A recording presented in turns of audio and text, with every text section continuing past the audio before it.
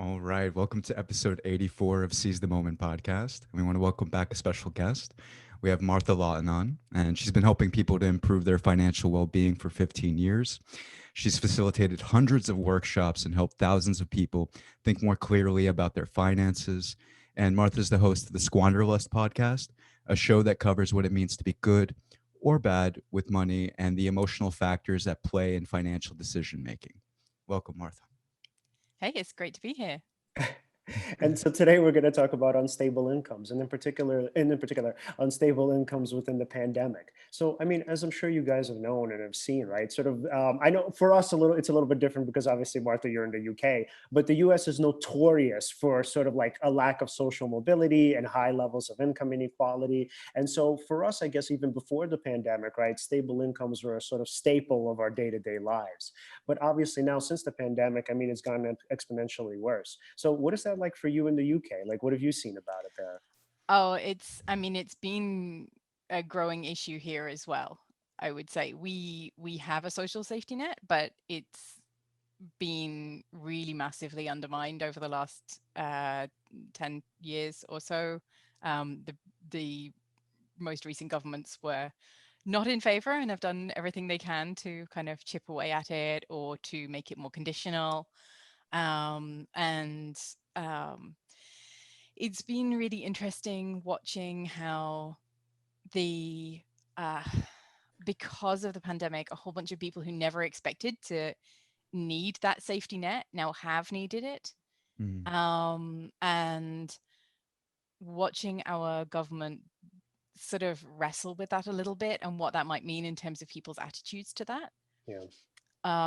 has been really interesting. At the moment, we have a uh, particular question going on where one of the main benefits that we have for people who are out of work is a thing called universal credit. It's Huh. not universal, but they were ambitious when they named it.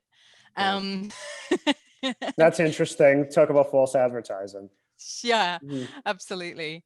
um so universal credit has had an additional £20 a week added onto it during the course of the pandemic. um and so that's kind of cushioned the blow a little bit for a lot of people who would not normally have needed something like that, but have because of losing their income during the pandemic. That was on a time limit though, and that time limit is coming to an end, I believe, at the end of this month. Right. And there is still no agreement. There's no public announcement about whether or not that's going to continue. Mhm. Wow. And it'll make a big difference to a lot of people if they go back to the regular universal credit income. So there's gonna be some people who are gonna get a bit of a shock at that point because it's gonna get really rough, and it's been really rough for a lot of people. Right. I Yeah. mean, yeah, watching our government also, like the first stimulus check that Mm. we had received, I believe it was last April.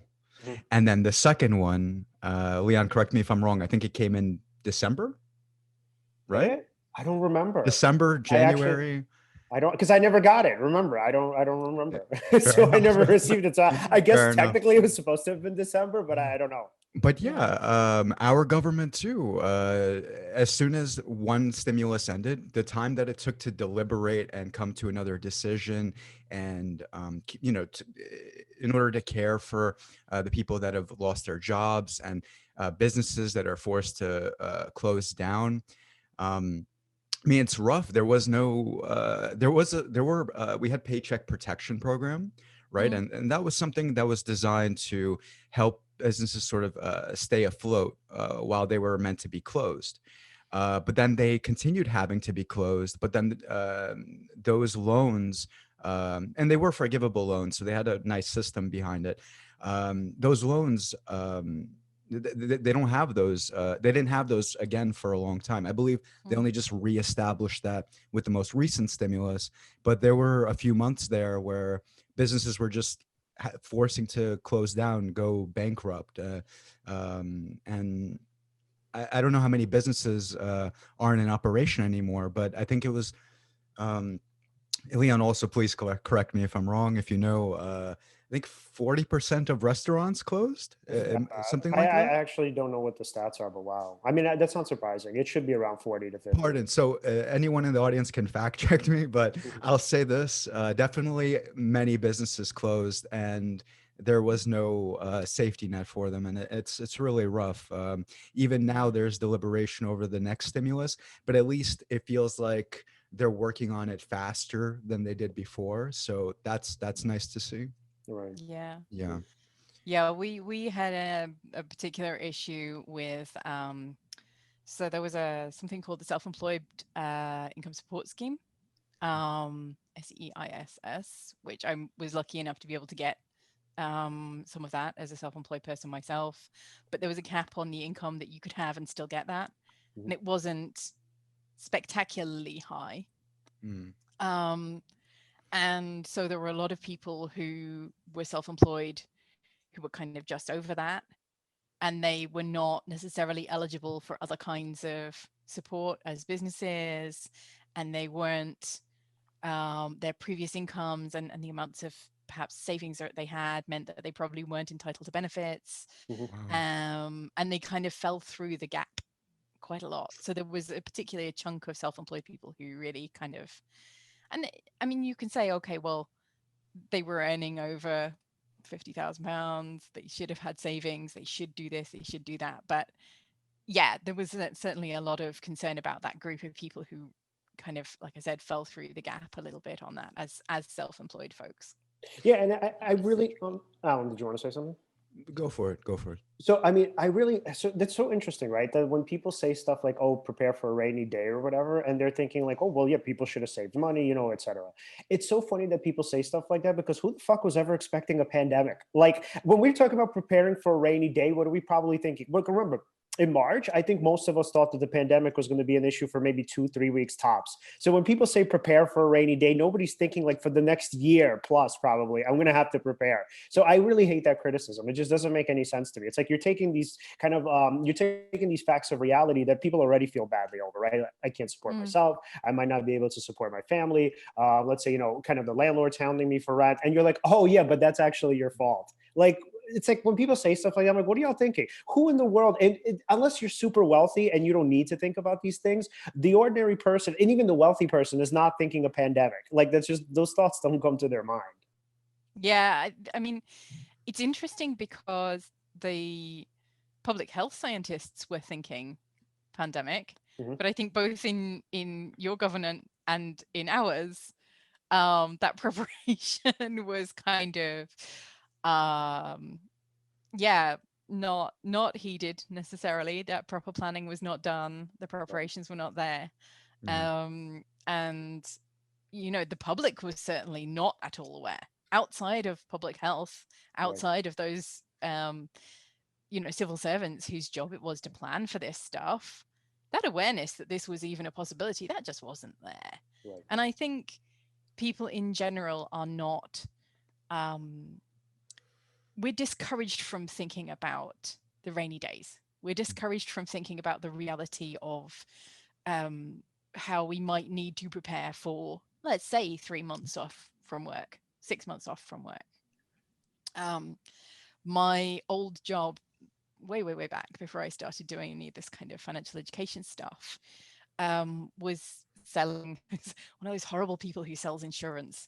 And I sold, life cover and critical illness cover and income protection cover. And um, we would get phone calls in or applications in from two sources. One was from people buying mortgages, and sometimes from people about to have a baby. But a lot of the time it was somebody else, somebody knew somebody who'd had a serious illness, somebody Mhm. knew somebody who'd passed away.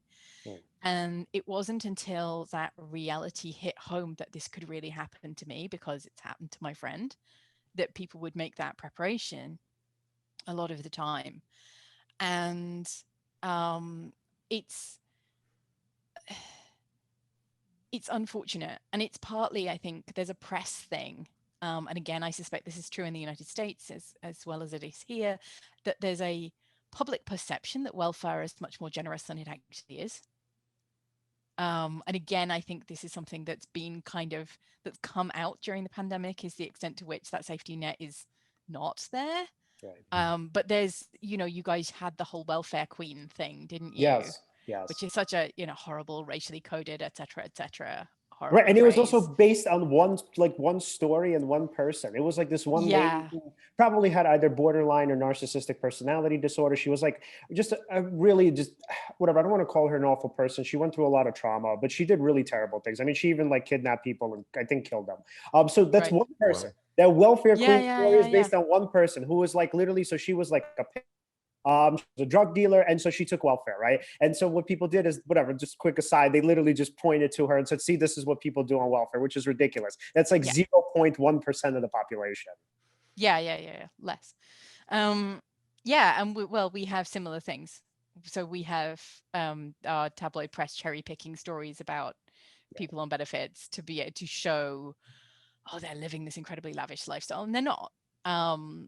But it's a cherry picking thing, yeah, to try and hold up this idea that the welfare system is incredibly generous, and then justify therefore cutting it.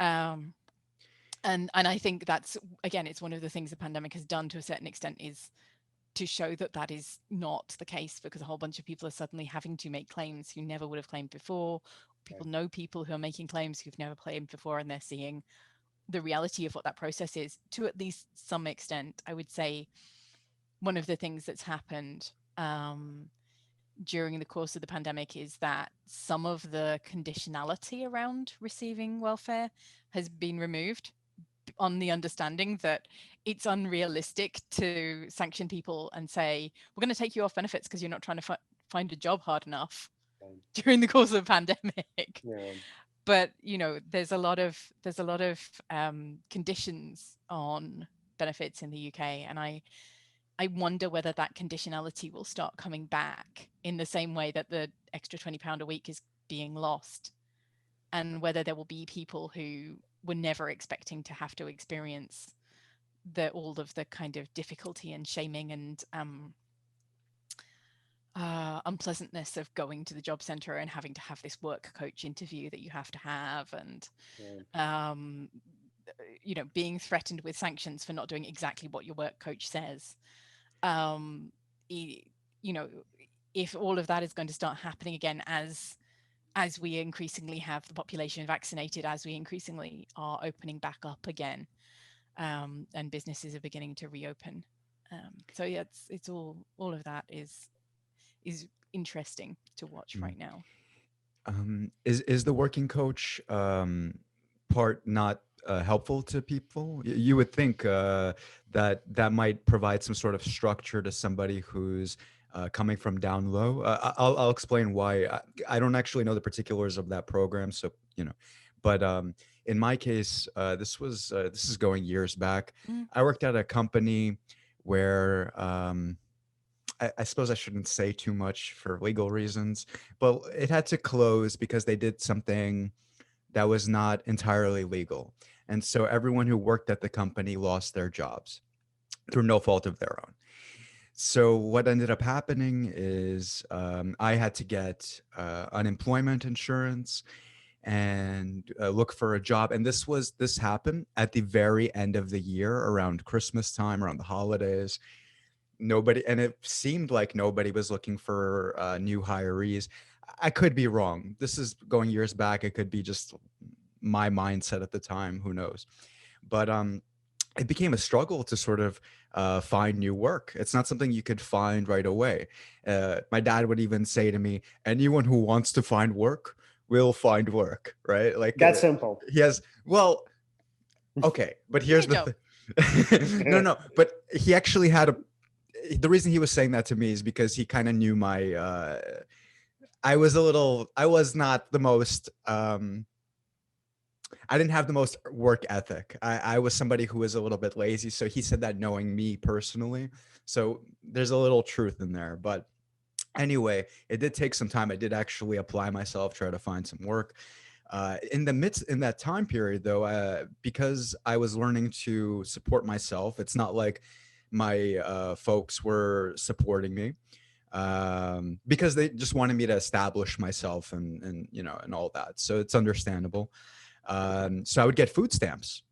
And also, while being on unemployment, they had this program where you had to see a career counselor or show that you're looking for work.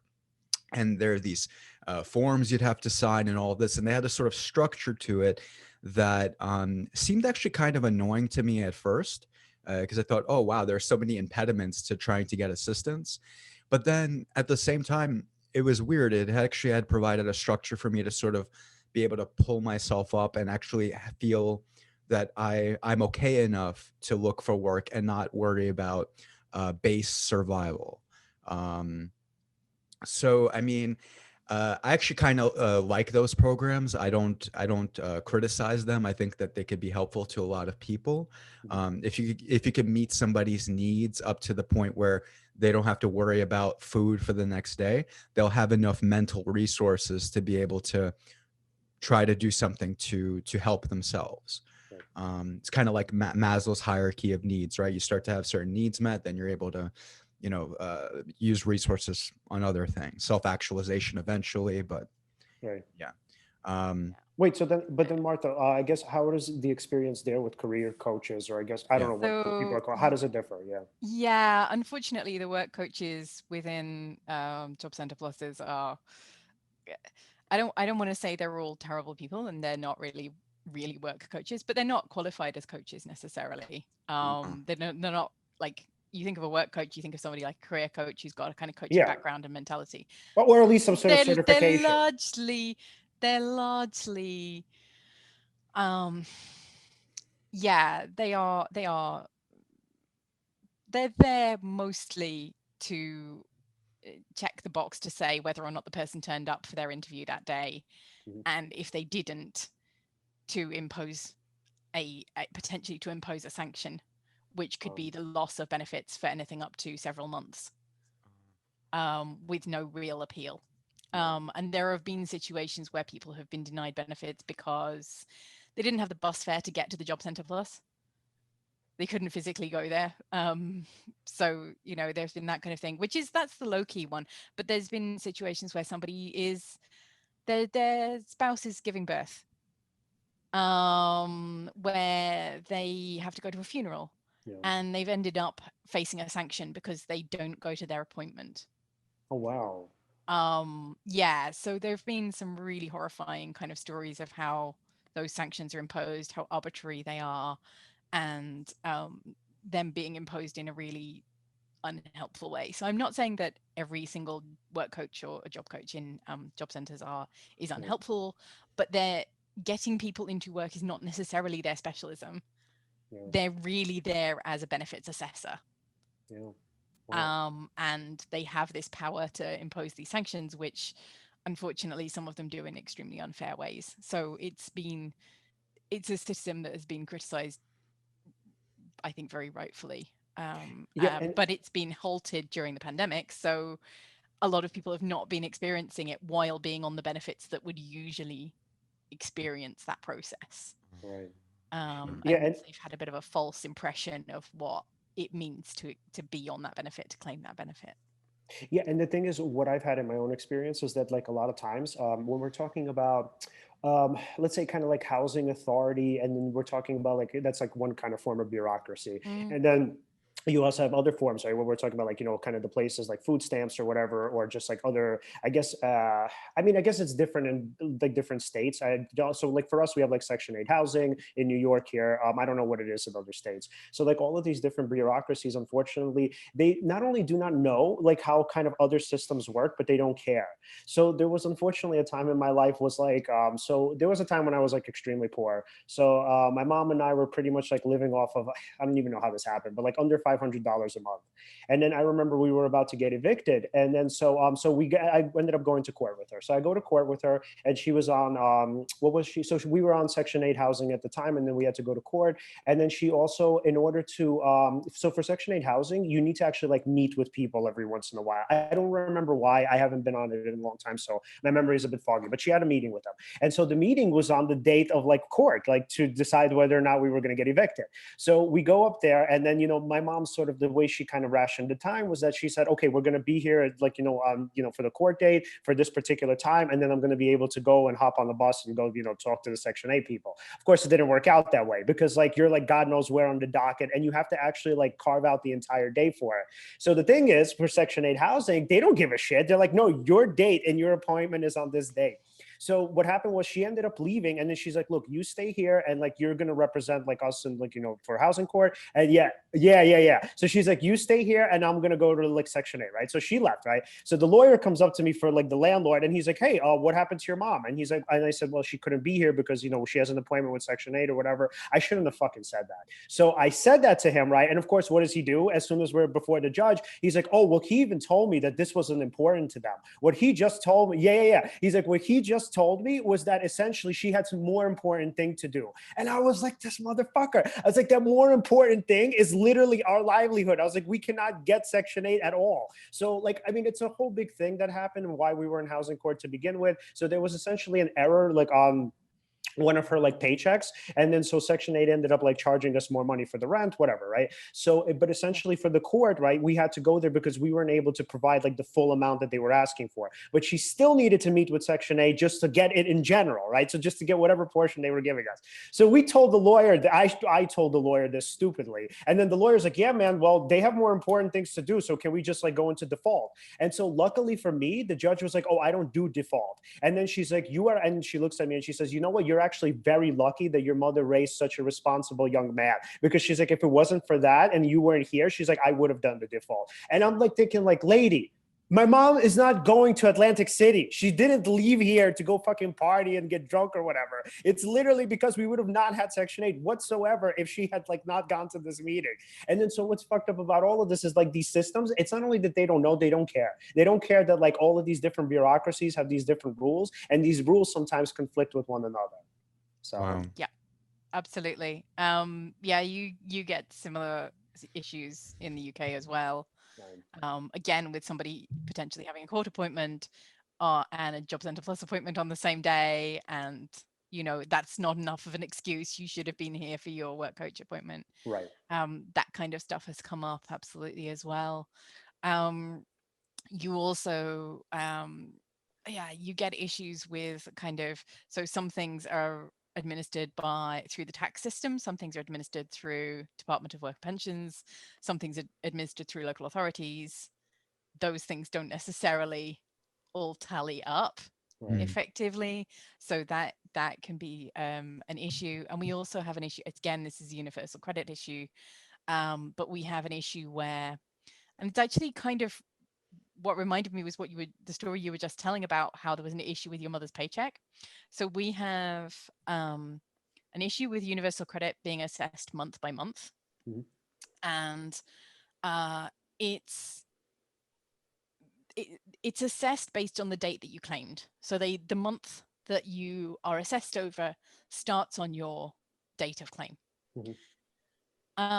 Which is fine most of the time, but if your date of claim is really similar, and then you get a job, because universal credit also helps top up people's incomes if they're in low paid work, as well as covering people outside of work. Wow. Hence the universal idea, right? It's supposed to top you up in low paid work and also support you if you're out of work. Gotcha. So if you're in low paid work, if your pay date and your cutoff date, your assessment date, are really similar, you can have, occasionally your pay date might move. If your pay date is on a weekend, right, your pay date might be brought forward so that you can be paid on the Friday before the weekend.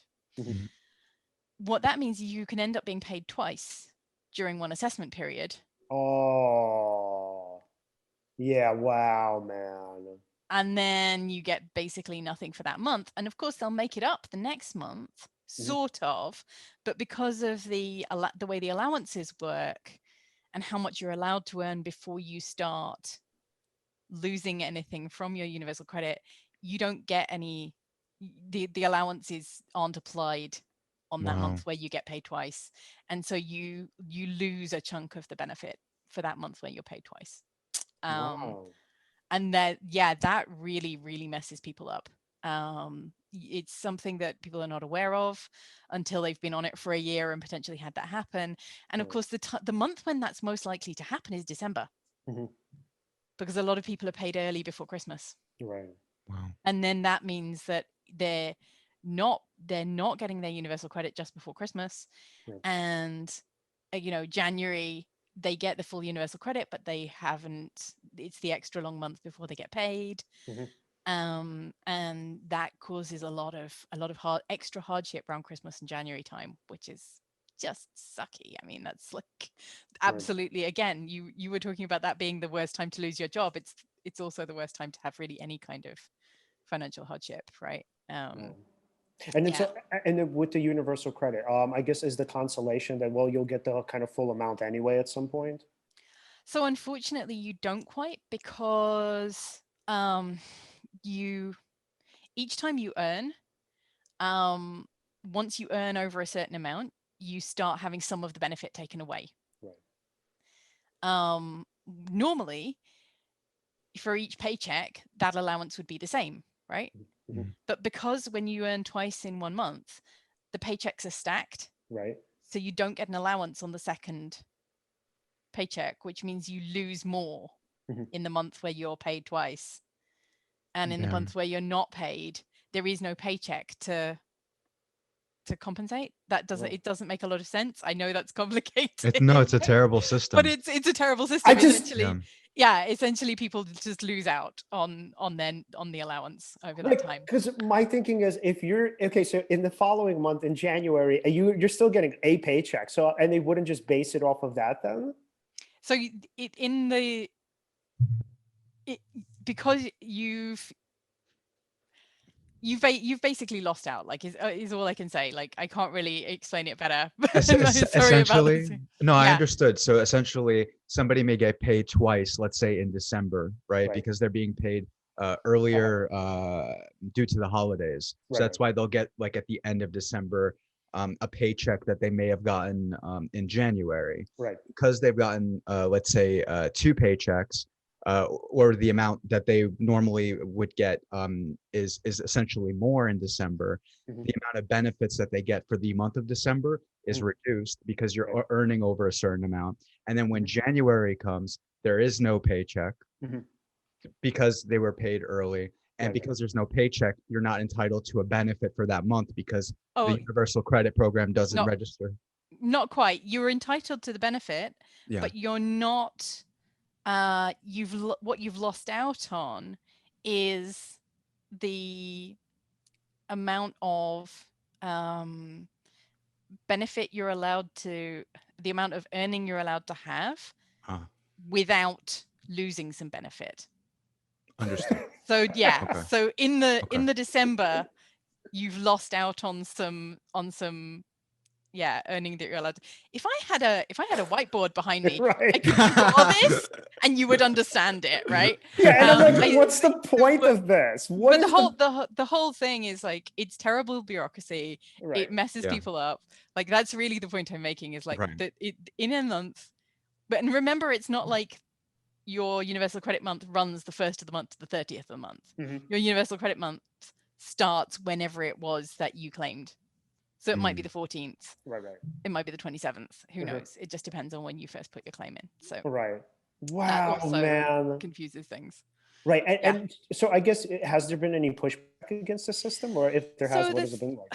So there's pushback, but it's mostly, so there's a combination of certain non-profit advocacy organizations pushing back about it quite a lot. Some elements of the more liberal press, but it's, I think there'll be more pushback, like I said, now that more people are experiencing this, but for a lot of people, it was just out of sight, out of mind. It affected those people. I don't need to think about it to such an extent, and benefits are so stigmatized that was also a significant issue as well. There's been some court cases around it. So a couple of the organizations that I kind of keep an eye on and have occasionally worked with, they bring court cases to say that certain types of ways that payments are structured are discriminatory, for example. And that has been successful in some cases, not so much in others. It's the Yeah. way things go. But that's kind of the most effective way a lot of the time to campaign around this. Wow.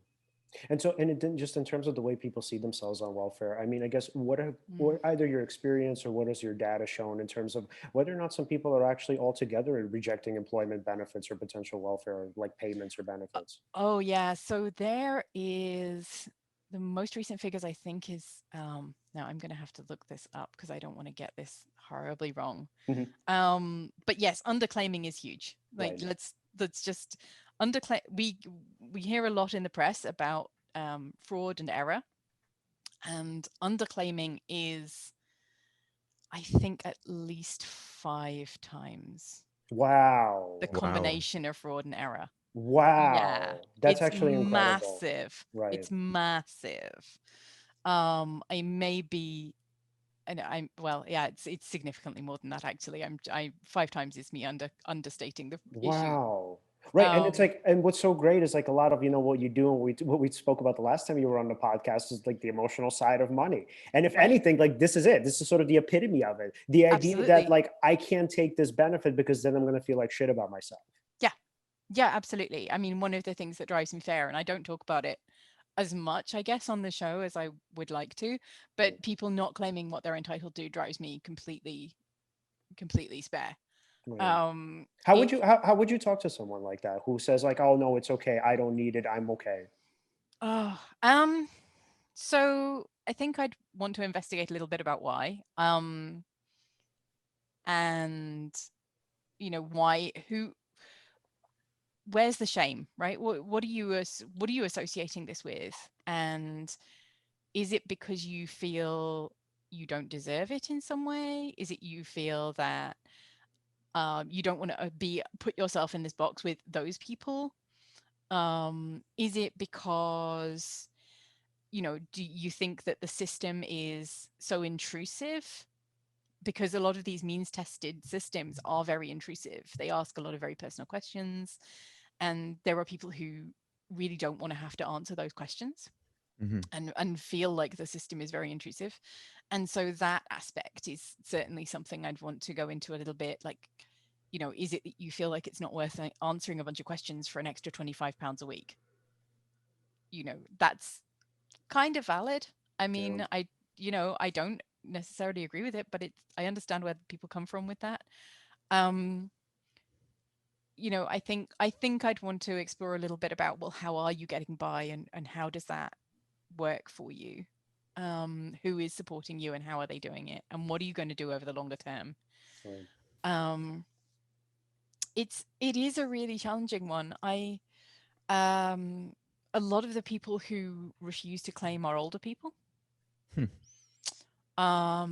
So there's a real stiff upper lip mentality. Hmm. Right. Um, I worked all my life. I'm not going to claim benefits now. Right. Um, and so you get a certain kind of pride that's in place around that. I think it's with with those people, you can to a certain extent say, well, you paid into the system all your life. Right. You now can receive. I I have to be pragmatic to say that, right? That's the pragmatic way to get the outcome you want for those people, but it doesn't address the fundamental issue of stigma, right? You're still saying the only people entitled to get back are the ones who've put in Right. when you say that, which is not true, right? Our country has decided that we don't want people to starve, and therefore we provide money so that people don't starve. Right. That's the point. The point is that in a country as wealthy as Britain currently is, as wealthy as the UK currently is, we should not have people starving and freezing. That is fundamentally unjust that Right. be going on. So we provide benefits to make sure that doesn't happen. Yeah. Um, but with the stigma associated, we end up with people still not claiming. And the other group that doesn't claim is by and large low income working families. Wow. So again, there are benefits that support people in work. But the perception of people of benefit system is that it's for people out of work. Mhm. And so you get a lot of people who just don't claim because they don't realize that there is support for people who are in work. Is So it that they feel like they're leeching from the government or something like that, or is that the stigma sort of associated with it? yeah, absolutely. Yeah, there's the yeah, it makes me a leech. It makes me a yeah, I'm depending on other people as if we're not all dependent on each other. Right. Right. So, somebody with a lower income, sort of who's working, is probably thinking, "Well, I am working. I am trying to pull myself up." So, I guess there's a sort of pride in not taking the benefits. Sure. That's even though that's understandable to a degree. I wonder what could be done to sort of destigmatize people from that, because I mean, it's like you said, it's not crazy to get benefits that you're entitled to if you're not making a certain amount of money, or if you need to survive, or there's a pandemic going on. I mean, what can you do? Maybe you need to decondition yourself from that stigma. um Can I give an answer? sure. So I would say, like broadly, and first of all, the answer has to start at the structure or at the point of society. Where, so if let's say we're looking at just like narcissistic personality disorder, right? So the understanding of people who say like, oh, well, here are these welfare queens who are leeching off the system. They don't care about others, they don't care about us, whatever. So what they're implying then is that those people are highly narcissistic, right? They have either narcissistic personality disorder, or let's say borderline personality disorder. So only 1% of the population has about, like I think about, give or take, has each of them. So if we're saying that that's true, then what you're implying there is that the majority of people who are on welfare either are, let's say, they're okay with being on it temporarily, or they probably don't even want to be on it at all. Or you also have people who just like, are abdicating it altogether and they're saying, I don't want anything to do with it. So just based on the data alone, to say that yes, most people that are on welfare have narcissistic personality disorder. They're like these leeches who just don't care about others. They're, let's say sociopaths or whatever. That's not true. So at the societal level, the understanding is that like, yes, there's some kernel of truth in what you're saying, and we can accept that yes, there's going to be some small fraction of welfare recipients who are obviously, whatever, you can use the term leeches, granted, absolutely. But if we're looking at the data and we're actually like questioning people and we're doing sort of more let's say qualitative analysis rather than quantitative analysis, then we'll see that yeah, most people feel like shit about themselves. Like nobody wants to be, well, let's say not nobody, most people don't want to be on welfare. When I was on welfare and on Section 8, I felt like shit about it. I didn't want to be on it. I didn't want to tell anybody that I was on it. It only took some time for me to accept like, okay, this is a part of my past, and I could just kind of like now learn to empathize with people who are on it. That's great. That's now. Back then, I was like, I don't want anything to do with this. I didn't even want to tell my friends that like my family was struggling because I was so ashamed of it. So it's like, yeah, for people, so on a societal level, the idea is to hopefully like we develop empathy, because if we're talking about shame, so Alan, I like your idea, and it's definitely partially personal, but I think it has to start like broadly. It has to start at a societal level where it's like, yes, on the one hand, you have the person saying, well, here are all of the reasons why I shouldn't feel ashamed. But on the other hand, it either has to be mirrored or even propelled by the society that says you shouldn't feel ashamed. Mhm. Yeah. So interestingly, when the welfare state was first formed in the United Kingdom, the form of taxation that we pay to get access to that helps to pay for a lot of the benefits, and that to some extent is designed to pay for the welfare state itself, for unemployment benefits of certain kinds, sickness benefits of certain kinds, and also the big effect it has on your entitlement to state pension is called national insurance. And it was called that for a reason, to give people a sense that they were paying an insurance premium, and then they got the assurance that the state would then protect them. Right. And we've moved away, we've disengaged from that concept that we pay national insurance to ensure that the state will look after us when we need Right. it to. And I think that that sort of dissociation of those two ideas is part of the stigmatization that's happened. Right.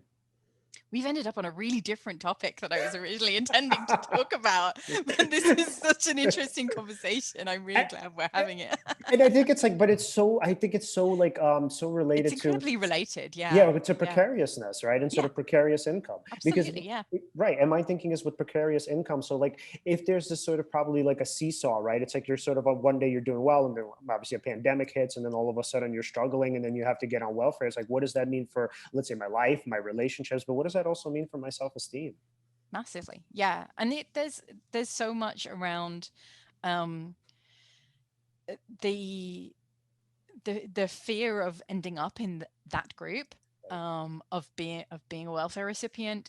There's, I think, the judgment that comes with that fear, where somebody is judging more because they're afraid of becoming something.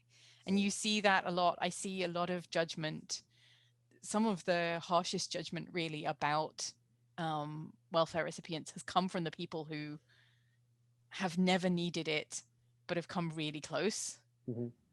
I mean, the other half you see is from wealthy people who have no clue, Yeah. and they're just terrible about this subject as well. But you can kind of write that off as clueless, Yeah. right? Like you just literally have no idea what you're talking about. Hmm. But you do see it a lot from groups of people who have always narrowly missed it themselves. Yeah. Um, and I think that's a very dangerous thing. I had a colleague whose father had always been able to work for a really, really long time. And then he became sick and he was unable to work. He had to take benefits. He'd always prided himself on the fact that he wasn't taking benefits. And when he did have to take it, all of the judgment that he'd expressed against everybody who ever received benefits fell on himself. Wow. And he fell into a really deep depression. And he, even though his other health condition was kind of passable, okay, not in a state necessarily to let him go back to work, but not ruining his life, the depression was really sticking with him. Wow. And I think that's one of the most destructive aspects actually of this. I think that's really bad. And unfortunately, the people who design the benefit system are all those people I was just talking about up here, who are generally relatively well off, mostly from fairly wealthy backgrounds, and really have no clue, if they even care to, what this system they're designing actually does to people's lives. And unfortunately, that's just, they haven't got the interaction, they haven't got the empathy. Unfortunately, they design a system. Yeah. They don't really design for people's lives. And one of the ways in which that's really manifested in the UK, and we're back onto benefits again, but it's cool. One of the ways in which that's really manifested in the UK is there seems to be an underlying assumption in a lot of the design of our benefit system, that you're only going to be vulnerable in one way. So you're out of work, but you're healthy. Mhm. So you've been made redundant, but you're healthy, for example. Or you're a single parent. Um, you can't also be a veteran with PTSD. Wow. You can't both be a carer and a widow and have a child and have that child have a disability at the same time. There's Hmm. no the different benefits that are supposed to support you in those different circumstances Hmm. don't work well together. And yet that's a completely normal thing for somebody to have multiple ways in which they're vulnerable at the same time. And in fact, to come back to precarious incomes, one of the things about the kinds of jobs that you're likely to be doing if your income is unstable, or you're on short-term contracts, or you're in technically self-employed, but you're doing agency work, for example. And so you are juggling multiple different schedules for multiple different clients through an agency, for example, something like that. The types of jobs often that will employ people in that way are the types of jobs where people are more likely to become injured in the course of their work, Mm. because they'll be driving a lot for work, or they'll be doing manual lifting of some kind. It's care work and your back is always at risk. Or you're going into other people's homes and there's a safety risk of like just being in somebody else's home, because that person how does that person keep house? Is that person themselves a risky person to be interacting with, etc. Right. So there, the system that we have for supporting people is designed as if you're not going to have multiple ways of being vulnerable all at once. But the reality is, when you have one type of vulnerability, you're more likely to acquire others, Right. right? If you're already from a low income background, the chances are you're doing a job where you may become injured. Mm-hmm. If you're already from a low income background, that puts a stress on your relationships, you're more likely to become a single parent. Right. Um, there are ways in which these things interact that are not supported and um, accounted for, I guess. Mhm. So what happens when the benefits clash with one another? Uh, so sometimes you can go to a tribunal, Mhm. and it's sometimes possible to get some expert support from a nonprofit Mhm. to try and do that. Right. But a lot of the time, people just miss out. Wow. So is it that they Um, cancel each other out in some way, or did they get one benefit over some of another? them, they will cancel each other out in some way. Sometimes, yeah, that's the biggest one is, one of them will be considered to be unearned income, and therefore the other benefit will have a deduction taken from it to account Wow. for that unearned income. Right. That's the kind of thing that often happens. Yeah, it's just like, it's frustrating, right? It's really Yeah, silly. beyond. Yeah. And I guess that's where I guess I wanted to come back and talk about kind of the frustrations of and the extra complexity that comes about from unstable incomes, precarious work situations, gig economy, all of that stuff, Right. is that it's not just that there is the financial risk element of the gig economy, it's also the complexity that it adds to your life. Right. Yeah. Do you feel that people are That's more, sorry to interrupt. Do you no, feel no, that no, no, no. they're more risk averse because of the way the system is Oh yeah, devised, and sort of stigma attached to potentially falling in one of those gaps where you need assistance? Because absolutely. Yeah. Yeah. yeah, because then I imagine that less people would want to try to become self-employed, right? Because of the risks associated with it. You dare not, take that path, right? Yeah. um yeah, Absolutely. it's rough, right? Yeah. Yeah. Even, I mean, there's even situations where we've ironed out a lot of them, but there are situations where you can get a minor promotion at work, your income increases, but it puts you over a threshold. And the result of going over that threshold is that you lose a whole bunch of benefits. And Right. so the loss of those benefits is such that it's not worth earning the extra little bit. Mhm.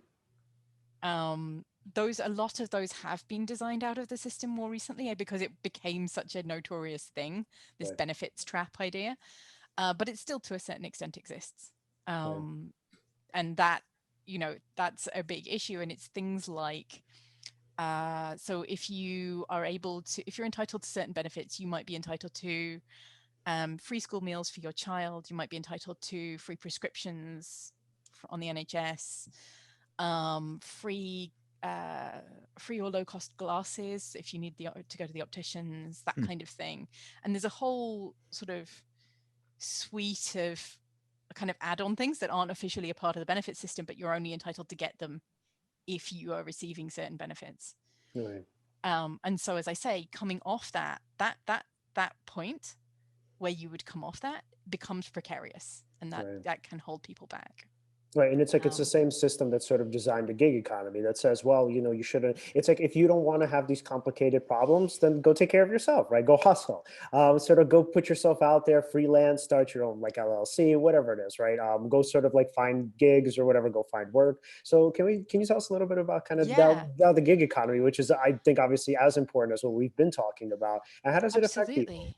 Yeah. So, I mean, the gig economy is, when I think of the gig economy, what I think about is things like delivering for Amazon, Deliveroo, Uber Eats, Uber driving, Right. all of those kind of roles, which uh, sort of promote themselves as if they're a short term deal.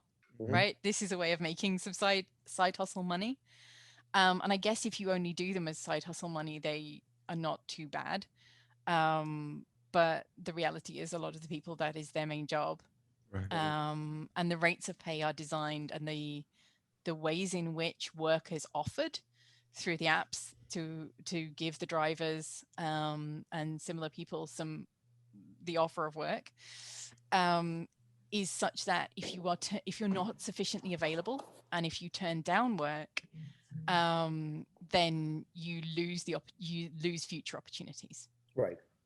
Like, because the So idea is you're bad for business, so it's like you're not that serious. Why would we want you here? yeah, yeah. The other thing about it is the rates of pay very often do not take into consideration the effects on any vehicle that you're driving. So you have Right. to provide your own vehicle. Um, Massive increase in driving time means your vehicle will need repairs more quickly, depreciates more quickly, etc. Yeah. So that is not considered in the hourly rate that people get paid for a lot of this kind of work, and that puts people in a trap, right? So they've decided to do this kind of work. The hourly pay is okay until you realize that there's this depreciation on your vehicle, or you've got to pay for repairs on your vehicle. Yeah. When you suddenly realize that, oh, I need to work extra hours to pay for that vehicle repair, and then you're kind of in a cycle, and you do end up with people basically trapped in those kind of roles, which is um, not great. Yeah, essentially they're living paycheck to paycheck, and even the idea of saving your money is it's almost not there, or you may not even have the resources to even think about doing that. You could just think about Yeah. base survival. Yeah, absolutely. And I think one of Yeah. the issues with not just gig economy, but a lot of self-employment, freelancing, and so on, is that it does discourage it discourages any kind of longer term planning. It discourages saving because it puts people in a feast or famine position a lot of the time. So gig economy stuff, a lot of the time it's fluctuating, but it's constant. When you come to sort of freelancing type work, it's often a chunk of money and then nothing for ages, and then a chunk of money and then nothing for ages. Right. Both of those, um, because of the precariousness, they lead to some very all or nothing thinking. If you think about the cognitive distortion of all or nothing thinking, where everything's going to be wonderful, it's all fine, or everything's terrible and there's nothing I can do about it, that is really a psychological feature that comes with a lot of gig economy type work or freelancing work, a lot of self-employment. There's always that risk. And if you're Right. prone to that kind of thinking already, that is something that will mess up your finances on top, because everything's fine. Why should I save right now? Everything's going to be okay. It's great. I've got this money. And also I deserve to have some fun because I've been so broke for so long. Right. Um, and then, when times are bad, well, there's nothing I can do about it. Times are bad. Like there isn't the money there because you spent it previously, but also you can hit that low, which then makes it very difficult to push Mhm. and to put yourself up in a position where you can start making more again. I know when I was freelance previously, it's not been the case so much this time around, but I was freelance before a few years ago, and I went through a period where I was really, really struggling. I became very depressed because I didn't have the level of client work that I was expecting to have when I first became freelance, and I felt like a failure. And because I felt like a failure, it was really a struggle for me to sell. Right. And I think that's one of the issues again, where any role that's increasingly becoming which would previously have been an employed role, but is increasingly outsourced to freelancers, Right. those, or people in some kind of gig economy, self-employed role, whatever it might be, Yeah. those people can get in a downward spiral with feeling unproductive, feeling unmotivated because they're not doing well, and then not being able to pick themselves up Right. to sell more, to do better. And I think that's an issue as well. Yeah, that feedback loop that sort of occurs between the reaction to the lack of success, and then how you feel, then feeds into how you behave, and then how you perform in that freelance sort of position, then how a potential client is affected by your feelings, then another, let's say it's not a success, further leading you down, yeah, that downward spiral. Yeah. I suppose the only solution to that, well, I mean, obviously, besides maybe being creative in approach and all of that, would be you'd have to not be not delusional, but I Yeah, don't I was want to. actually just thinking that, by the way. By the way, I literally was just thinking that. I'm glad you said it. Yes, a bit. You have to be a bit delusional. Yes. Like a delusional sort of confidence, but in the Yes. sense that you have to know that because your success depends on your behavior, Right. you have to just bring your emotions up, Right. or bring your beliefs up to a place where the filter through which you're thinking, it, the way you experience the world is it's very important what you think and what you believe, Right. how interaction's going to go, like whether you think that the client wants your service or not, whether you can be valuable to them or not, believing that you you can, you will, and that you're the best person for them is the most important thing. So this way they could sort of, I forgot what it's called. It's not. This is a self-helpy term, a law of state transference. Whatever you're feeling, the client will generally feel. So I feel like that's very important. One thing I sort of wanted to pivot to, Wait, actually. wait. Can I before you pivot? Can I Yeah, just yeah, say one? Yeah, yeah. sure. Because this is really good. This is really, really good, Alan. Yeah, So I want to stick on this just for like Yeah, a second. yeah, yeah. sure, So, sure. so if anybody's even been either to therapy or has been a therapist, beliefs are notoriously difficult to change. So if we're talking about, like, let's say you're an economist, right? And so we know that there's this kind of war between like behavioral psychologists and economists, because economists will tell you, well, no, people are just, mainly rational. They're able to make clear-headed decisions. They're able to think things through, yada, yada. The psychologist will tell you absolutely fucking not. Most of us have really negative biases. We're more pessimistic than we are optimistic. And if anything, right, we get beaten down much quicker than we get back up, or much easier than we get back up. So for people who think that, like, let's say, again, going back to the economist, where he or she would say, well, the economy is structured in such a way where you have like all of the evidence or data in front of you, and you can make clear choices. And therefore, when you get down, you could just clearly just pick yourself up, because the evidence says, well, obviously, I mean, there are down times, right? Obviously, people and businesses, kind of go under or whatever, or let's say not go under. They have like sort of downturns where they don't do as well as they'd like. Of course, right? Yeah, try tell that to like the regular person who's like, oh my god, how am I going to pay for my kid's school? How am I going to feed my family? How am I going to do the XYZ? Right? That doesn't work. So when we're talking about changing beliefs, and you're talking about the fundamental sort of aspect of, let's say, the human psyche, which is the emotion, which are way more sort of let's say, they're way more sort of foundational to beliefs than, I mean, not always, but I would say this is mostly true. They're way more foundational to beliefs than actual sort of rational conclusions. Then what we're talking about is any single time you're even in a minor crisis, you're likely going to exaggerate. And even if you go to a therapist and the therapist's like, okay, I'm going to sit here for 45 minutes and try to talk you out of it, that doesn't mean it's going to go anywhere. So for like the economist who's up on this kind of pedestal and saying, well, no, these are just bad beliefs. Of course, they'll be able to get themselves out. These people have clearly never been either to therapy or they've never been therapists. So yeah, for the most part, we're going to be pessimistic and we're going to have negative biases. Picking ourselves up off of like whatever from the ground, or picking ourselves up from our bootstraps, is notoriously difficult. And I think a lot of policymakers don't take that into account. Can I Yeah. jump back with I guess some solution thinking on this one a little bit, and also pointing out some problem with the gig economy aspect as well, right? So one of the things the gig economy does is isolate us. Where previously we would have had colleagues, we now have competitors. Right. Mm-hmm. And so it encourages an atomization. It encourages us to not be in contact with our peers about our work and about how we feel about our work.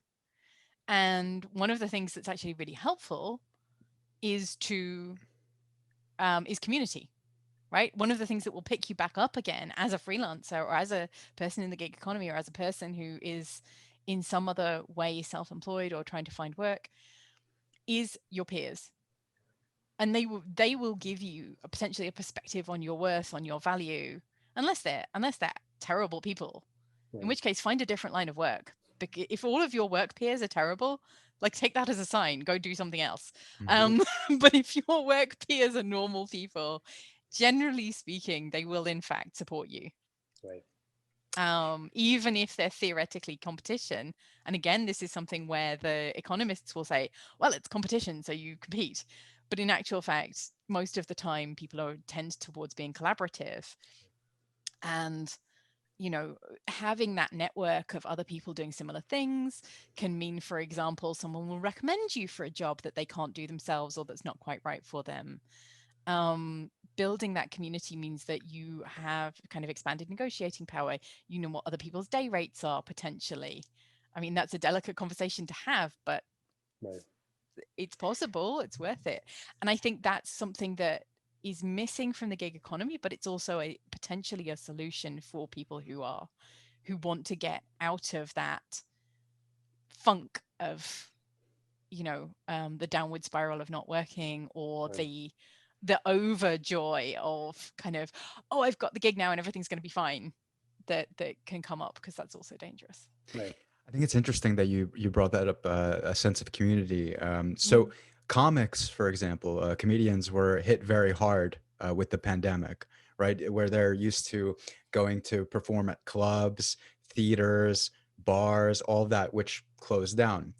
And so they tried to come up with some solutions during the midst of the pandemic, like performing outside, let's say, doing these like you'd be out in a parking lot, people are in their cars instead of outside, and they would Yeah. honk instead Yeah. of laughing. Yeah, Yeah. Okay. they tried to do things like that. Yeah. Um, it's not too successful, I suppose. In a warm climate, if you do an outdoor show, that somebody's making that work. But yeah, they were very affected by the pandemic, and a lot of comics, especially if you know the psychology of a comic, they're also all or nothing sort of thinkers for sure. Mm. Even the ones who did save, they probably had enough saved maybe for 3 months, 4 months, something like that. If Yeah. they, A yeah, at normal good best. amount. Yeah. Yeah. Sure. And nobody could have anticipated how long the pandemic is lasting. Even where I work, we're not expected to return to the office until September of this year. It was actually April originally, and then they recently changed it to that. So that's interesting to me. Mm. Um, but right. So what comics did in terms of community is, since a lot of comics know each other, they support each other. What ended up happening is a lot of comics ended up starting podcasts. Mm. And they know other comics who have successful podcasts. They'll appear on their podcast. They'll get some friends that they had come on theirs. They'll generate sort of a viewership, perhaps create like a Patreon Mhm. something like that, whatever other service. And some have been able to make it work. Now, what's interesting is the people who really benefit, who were okay when the pandemic hit, was anyone who already had a podcast, actually. Mm. One who I could think of off the top of my head, there's this comedian, American comedian, Tim Dillon. Mhm. And he get hundreds of thousands of views every single episode. And when the pandemic hit, okay, he couldn't go perform, but he was generating so much from ad revenue or doing reads on the show and all of that, that it's fine. He was able to support himself. Not everyone had that sort of luxury, but it is interesting that the podcasting space is sort of mm, insulated in a way. It wasn't affected so much by the pandemic. In a way, I mean, a lot of times people who do the best podcasts, you could argue, okay, it's better when everybody's in person and all that. There's a different sort of dynamic at play. I find that if your internet connection is good, it's actually completely fine with Zoom, as long as there's no lag or somebody says something and then you have to wait a few seconds or yeah. But yeah, I think there are sort of it is interesting that a sense of community can sort of help to bring you up, especially if you're in the gig economy. I wonder if there are groups, for example, like for Uber drivers, let's say, or musicians, where they could sort of network and maybe get together in a So way. Yeah. yeah, so there's been attempts to basically unionize gig economy workers within the UK. And obviously the companies that employ them are, doing everything they can to dissuade them from doing that, and to prevent that from happening. But there's certainly been, campaign groups and attempts to unionize and things that exist. I'm sure there are, and I don't know anything about them, but I'm sure there are kind of massive Facebook groups or WhatsApp groups and that kind of thing. Various kinds of online forums and chats and so on, where Right. people are comparing notes and becoming connected. I think there is a big difference in how that operates when you are an agency worker or an Uber driver or somebody whose work comes via a third party, from how that works when you are a freelancer or a self-employed person who goes out and pitches directly to clients for your own work. Right. Um, and I think that's something there around how do you build community as agency workers, or Uber drivers or those kind of people where you're self-employed, but all of your work is really coming via Yeah. another body, Right. um, versus what I think of as real self-employment, which is, you're selling your services directly to a client or you're selling products directly to a client, Yeah. which is it's a very different dynamic, right? Yeah. And then also I would add, just in terms of the gig economy, if it is that hyper competitive, which obviously it seems like it is, the idea then is that like you're going to have sort of people who are kind of presenting these false images of what it's like what their day to day is like, what their work is like, how Oh much yeah. money they're making. Yeah. So talk about feeling isolated, right? You kind of go to Yeah, your yeah, buddy who yeah. might be another Uber driver or whatever, and he's like, oh, I had like, in the past hour, like 10 or whatever rides, and this is actually really working well for me. And then you have like Instagram accounts where people are like, yeah, hustle culture. The Oh, reason why, those yeah, I'm so successful is because like literally I work from sun up to sundown, and like this is what my day to day is like. I love Mondays now before I used to hate Mondays. Oh my God, yeah. So like people on the other end, they're like, oh my God, I must be doing something wrong. I'm in the hustle culture and I'm not making shit. How is it like? What does this person have that I don't?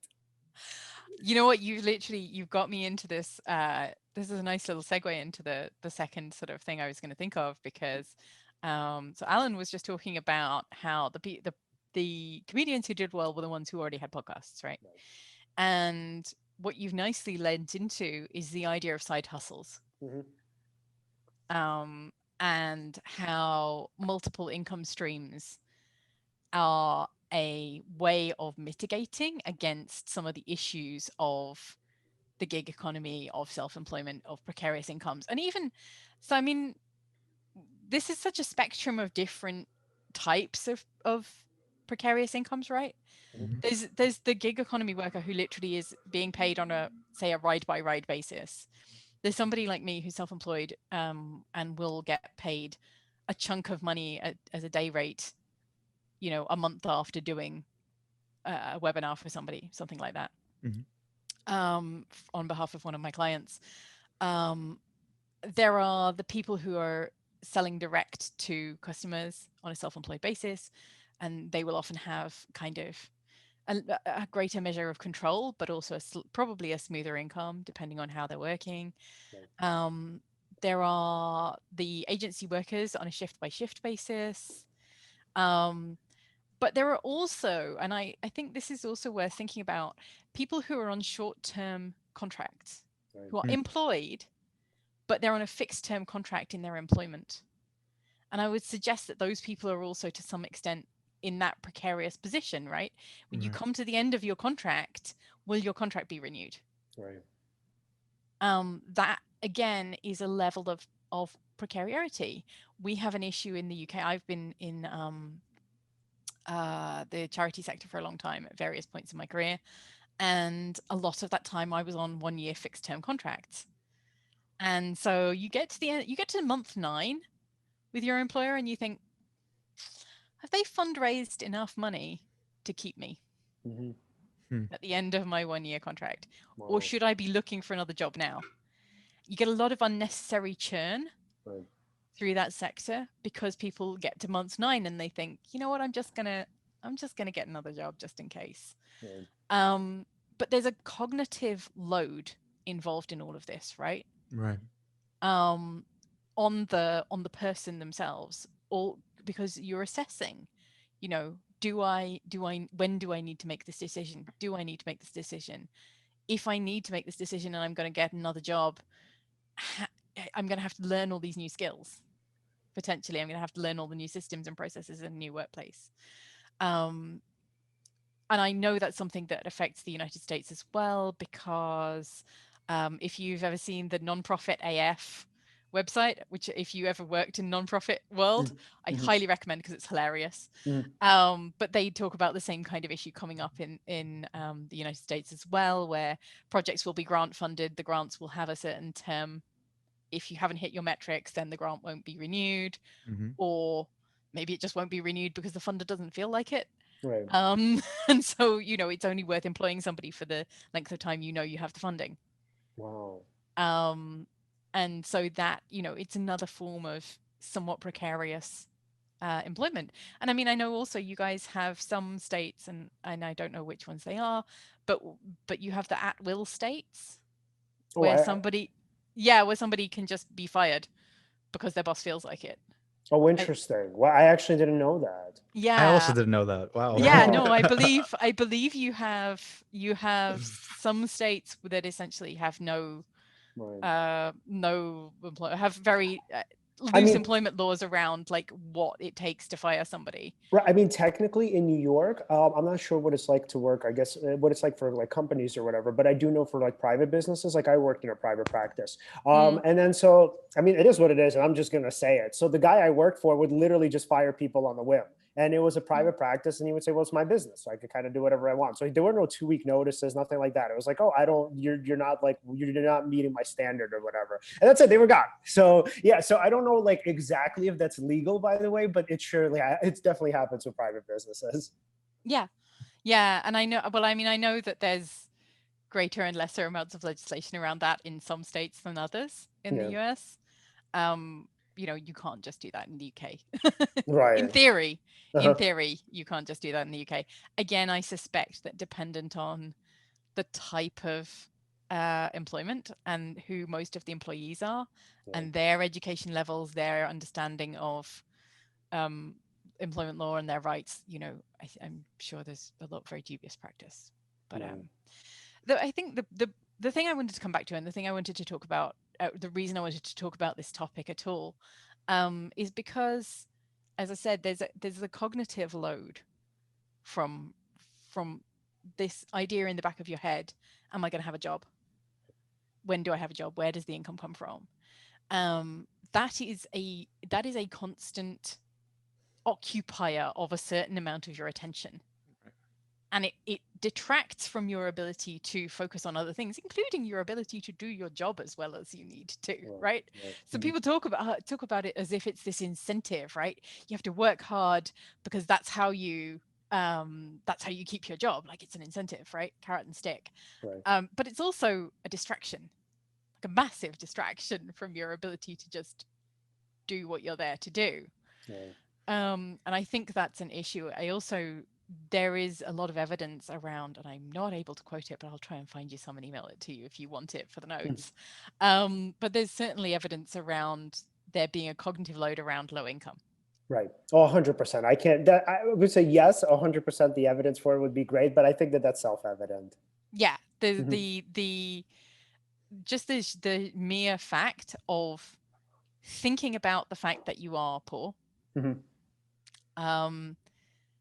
triggers a whole bunch of of thoughts that then that occupy your attention, occupy your mind, and make it less easy for you to do other kinds of thinking.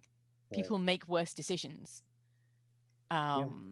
When the same people will make worse decisions when they're worried about money Yeah. than they will Right. when they're doing okay. Yeah, they won't value what it is that they have to offer, right? If they think that they're poor and they're stuck and they're in some kind of low down place, I mean, they're just gonna, as per confirmation bias, just look for more evidence to sort of support that conclusion. Right. And the way out of that is to try to, I mean, Leon, you may have other ideas as far as this goes, but would be to sort of train yourself out of those beliefs, out of those mindsets. Because the thing is, it's like you said, there's a cognitive load, right? When you have these beliefs about yourself or about your current situation, and if you're able to sort of mm, well, first of all, just to address the fact that there's a cognitive load from not knowing, especially from those short contracts. If you think that you're at month 9, right, and when it's a year, that's it, you don't know if they're going to renew their contract with you or if to look for another job. I mean, that lack of security, like you said, it distracts you from doing your own job. You don't know whether you have to look for another one or not. So that's a problem in and of itself. And I suppose those short-term contracts, they have to rework. Maybe at month 9 they should let we're thinking of. Ideally, yeah. Yeah, right. And Unfortunately, the reality is that the actual fundraising for the position often hasn't been done by then, or it's Yeah. not the confirmation from the funder is often not in by then. Yeah. And by the way, So the organization has no way of knowing at that point.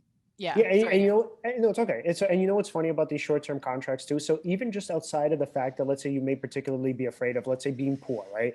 Even like if you go into sports, right? Sort of like football players, baseball players, managers, right? Coaches, they actually hate like when they're on one-term, like 1-year deals. So it's either they Yep. hate that when they're on 1-year deals, or if their contract is about to expire and the team is kind of like wishy-washy and they're like, yeah, we'll take care of it at the end of the season. So it's not even so much that, like, I'm sure they don't think they're going to be poor per se, but like that precariousness there is like sort of, it could be debilitating for them.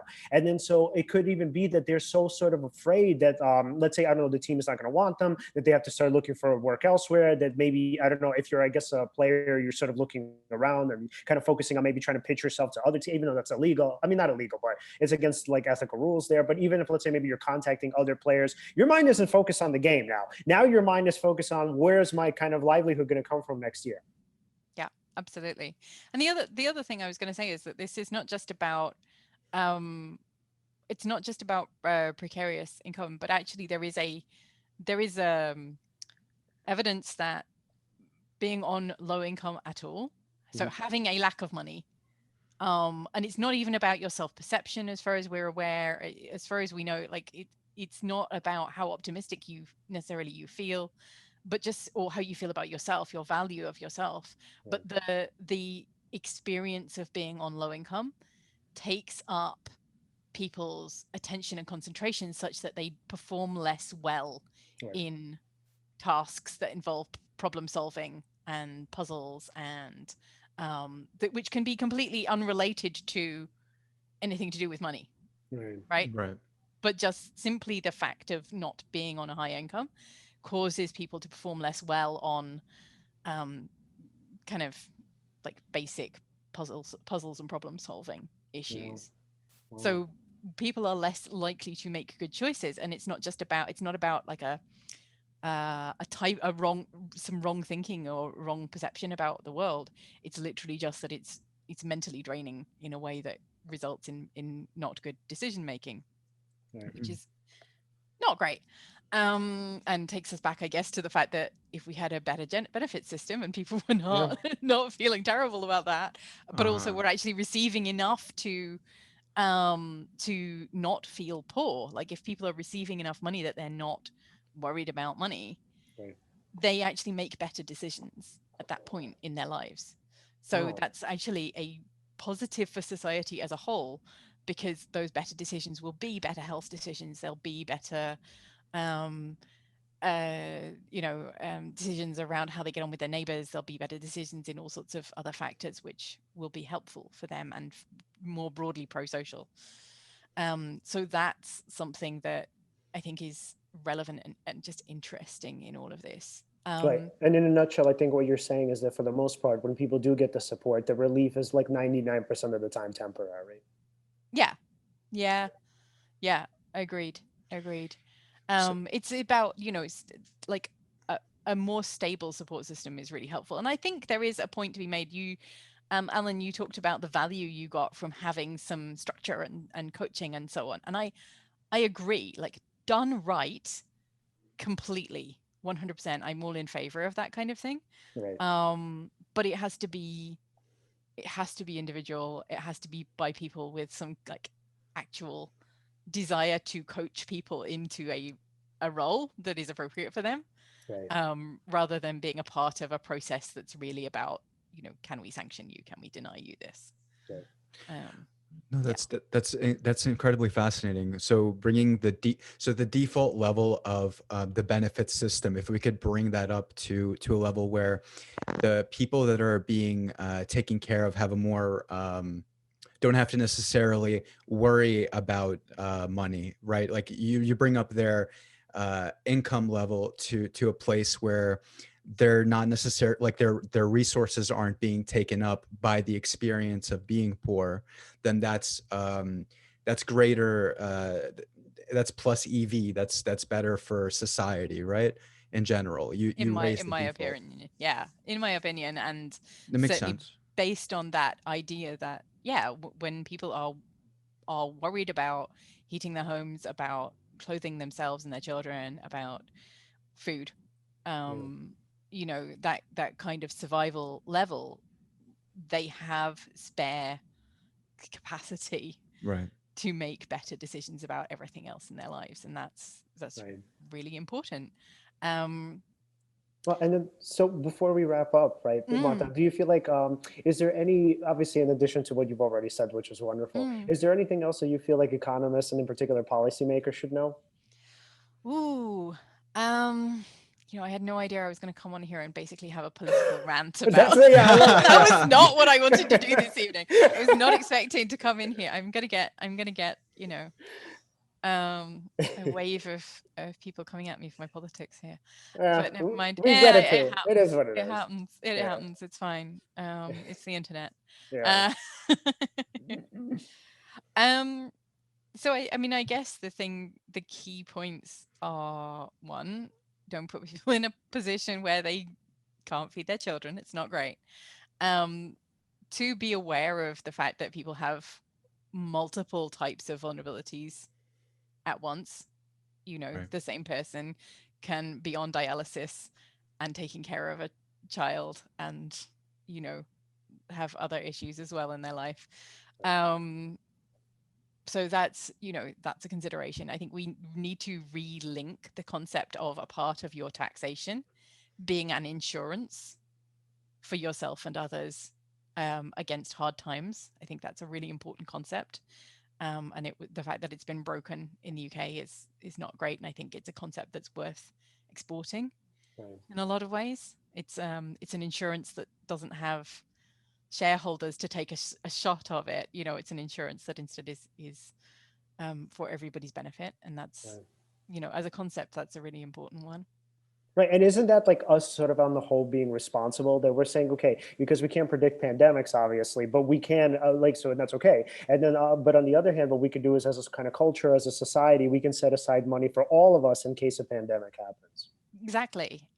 And Huh. I think there's also something about sort of, connection and community in general. And I think that's something that we as individuals can be more, aware of. One of the wonderful things that happened, in the UK, certainly, and I don't know about the extent to which this happened in the US, but I think it did based on my Twitter feed, is is that, we had more growth of kind of mutual aid organizations, that people who had not been involved in supporting other people in their communities said, I need to do this now. There are Right. people in Right. my community who need me. Right. And I think there's something about sustaining that and not letting that go away. So us as individuals coming coming together and saying, look, my community will potentially need me again. Right. I've seen that this is a thing that can happen. So whether that is, you in your community, your work community as gig economy employees or self-employed people or agency workers or whatever you might be, that community, whether it's your local community, sort of taking that slightly more collaborative, community focused approach rather than always thinking everything is about individual self-development, everything is about me and my side hustle, me and my hustle culture. Mhm. Is it also about me and my network and how we can try and lift all of us up? Right. You know, Absolutely. what can we do together? Because a lot of the fear that drives kicking downwards comes from a fear of not having community. And the more that we actually build our networks and our community and feel we're supported by our peers, the less that fear comes in that makes us, kick downwards and say, I don't want to be like those people, Right. which was the thing I was saying earlier about stigma. And what's that saying? Rising tide lifts all All boats. boats. Yeah, Hmm. Yeah. absolutely. Yeah. I mean, there's an economic principle that when you want to stimulate the economy, give money to poor people because they spend it. Hmm.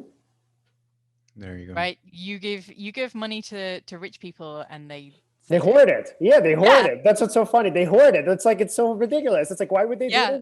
They don't care about stuff. You know what's so funny? I just like I know this is a little bit left field, but like when people think that it's like like mostly rich people, like kind of flaunting their wealth on Instagram, that's actually not true. It's actually either middle class people, upper middle class people, or even like working class people who are flaunting their wealth. Rich people do not flaunt their wealth. First of all, they don't. Like richest. I know people think Elon Musk is like the richest person in the world. There's a high probability that it's some guy in Saudi Arabia, that it's not him. So the vast majority of rich people do not flaunt their wealth. And then on top of that, they also like, for them, crap, I lost the thought. Oh, I hate when that happens. Don't worry. There's a great book I can recommend on this exact topic, which is The Millionaire Next Door. Yeah.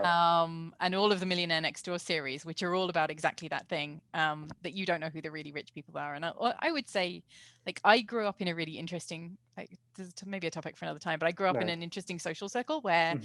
I knew some very rich people, but I also was at a state-run school, and I was not, my social circle in terms of my friends included people on a really wide range of incomes. But just because of some people who my father knew, we knew some people who were pretty rich, Right. and I think they were not.